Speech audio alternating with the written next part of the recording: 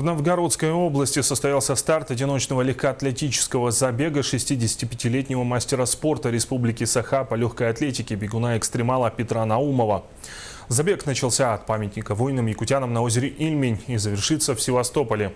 Маршрут будет пролегать по городам-героям: Великий Новгород, Ржев, Москва, Тула, Новороссийск, Керчь и Севастополь. Протяженность маршрута составит около 3850 километров.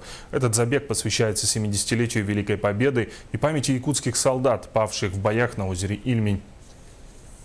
Во-первых, такие мероприятия показывают людей с сильными духами. Вот я считаю, что спортсмен, который сегодня побежит, это человек, прежде всего, сильный духом.